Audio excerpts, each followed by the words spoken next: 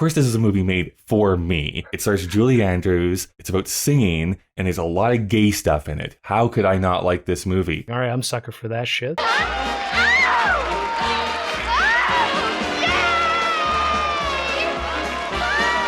Welcome to Colin Dave versus the Machine. This week, Victor Victoria, made by Blake Edwards, starring Julie Andrews, about a woman pretending to be a man, pretending to be a woman. Mind-blowing stuff. This is a movie that is based on a 1933 German film, a 1933 French film, then made into a 1957 German film, a 1975 Argentinian film, and finally, this American film, before being adapted into a 1995 Broadway production. Hopefully I got all those dates right. Dave, what were your thoughts on Victor Victoria? I love Julie Andrews. Everything that she's in, she exhibits poise, regality. I don't even know how to pronounce it. Like, she's just so magnetic. She's just a star. You right? put prime Julie Andrews in the silent era, 50s musicals, 90s into the early 2000s. She's going to be a star no matter what. She's that magnetic. Anytime she appears on the screen, I know it's going to be a knockout. So I was already ready. When I learned that this was going to be essentially kind of a classical Hollywood style musical, I'm like, all right, I'm sucker for that shit. But what I was surprised about was how well built this was, because,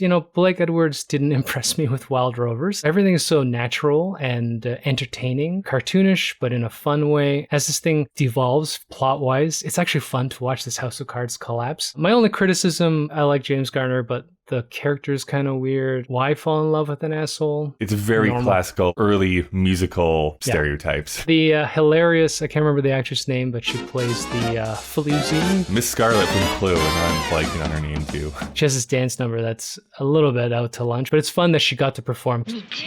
They're just little things where it kind of breaks apart. Otherwise, nearly perfect. I would recommend this movie to anyone. There's some great music within this with Henry Mancini, and then Leslie Bricusse ends in a really funny way too.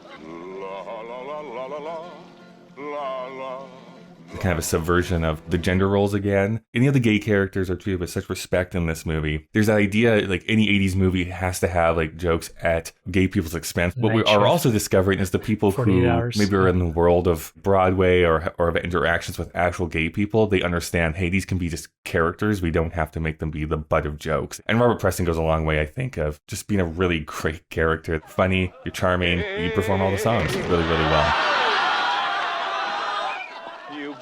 Original Music Man, you're going to talk about The Last Starfighter.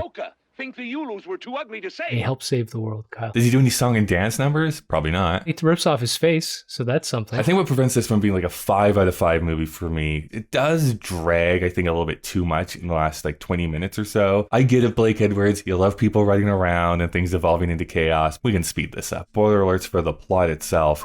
This great moment where James Garner character is like, I don't care if you are a man, and then kisses Julie Andrews. I feel that moment would be way better if he actually did not know she was for sure a woman in that scene. Because there's this whole thing about him like peeping on her and finding out that she's actually a woman. I don't mind so much that scene earlier in the film, but I wish he did not actually discover she was a woman. Because that then, the payoff here of him kissing her like, I don't care, I'm having feelings for you, I think it just would be more momentous. Maybe they did a little cop-out because, having a hetero male lead have that much ambiguity, maybe that was a drawing line. I don't know. Maybe. The choreography, some of the dance numbers are so good. I didn't check the runtime. I didn't worry about my clock. I didn't worry about where this thing was going. I just sat down and loved it. And the biggest seal of approval is I watched this with my wife and she actually enjoyed it. Seal of approval. And if you want some trivia, Julie Andrews had that tragic loss of her voice because of, incompetent doctor. So we lost maybe another 10 years of her incredible singing. The only award she hasn't won, ironically perhaps, is the Tony, which you'd expect would be the first thing she could win. But there's some politics and she didn't help herself. She stood up and says, don't nominate me. I don't know how many people have actually done that before. It's just amazing that happened in 95 and she didn't get nominated. I don't even think in the peak of her career. Oh yeah, I know. Like how she is not nominated for the original My Fair Lady or Camelot or any of that kind of stuff. I don't know. Dave, let's go to the jazz hunt. How often do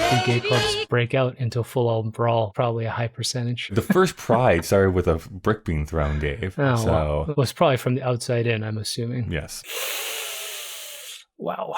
Final question. Victor or Victoria, Dave? I don't care if you're a man. Helen approved.